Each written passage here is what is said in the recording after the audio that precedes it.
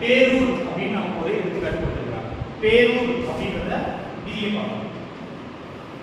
பேரூர் தெரியுமா? இதை பிரிக்கணும். எப்படி பிரிக்கணும்? எப்பயுமே நீங்க மையெட்டு சொல் அப்படின்னாவே மை விதியில வர மாதிரி தான் பிரிக்கணும்.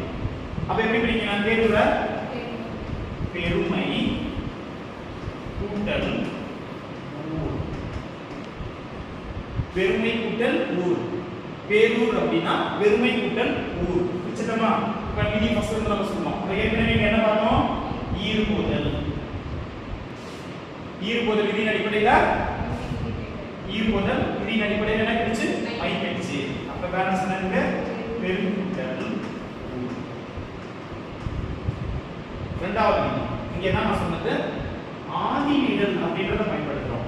ஆதி நீடல். ஆதினா என்ன அர்த்தம்? முதல்னு அர்த்தம். ஆதினா முதல். அப்ப முதல் சொல் என்ன வரணும்? நீட்டு ஒலிக்கணும். அப்ப பே அப்படின்றது என்ன வரணும்?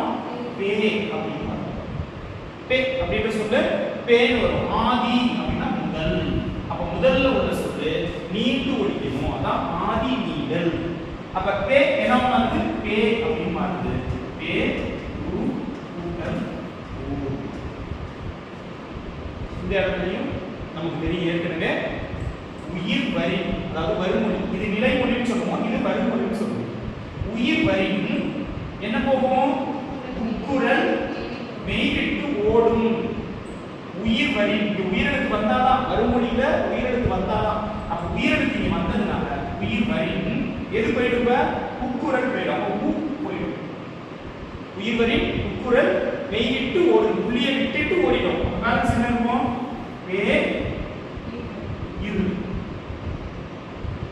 பே இரு மட்டும்தான். சரிங்களா? அப்ப பே இரு ஊ. சரிங்களா? இப்ப அடுத்த விதி என்னது? உடல்மேல் உயிர் வந்து ஒன்றுவது இயல்பு. அப்ப உயிரும் ஒரு புள்ளி வச்சு எடுத்து வந்துச்சுன்னா ரெண்டும் சேரணும்ன்ற விதி.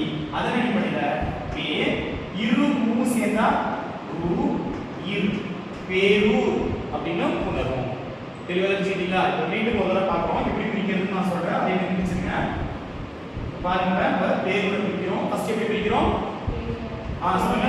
பெருமை கூட்டல் ஊர்னு பிரிக்கிறோம். நன்று. இப்ப அடுத்து என்ன பண்றோம்? ஈறுபோதல் விதியின் அடிப்படையில மை போயிடுச்சு. இருக்கிற எழுத்து என்னது?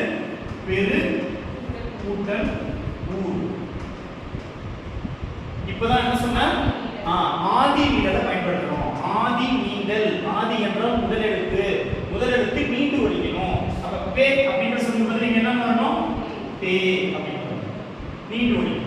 அப்ப பே ரு கூட்டல் ஊர் அப்படின்னு. புரியுதா? இப்ப அடுத்து என்ன ஆகணும்? உயிர் வரி. வருமொழியில உயிரெழுத்து வந்ததுனால இங்க இருக்கிற இது இருக்கா? உகரம் மெய் ஒலிக்கவும். அப்ப திருப்பி மாறி என்ன இருக்கு? பேர் கூட்டல் ஊர். உடல்மேல் உயிர் வந்து ஒன்றுவது இயல்பே என்ற விதியின் அடிப்படையில இரு ஊ சேர்ந்துச்சுன்னா பே ஊ இரு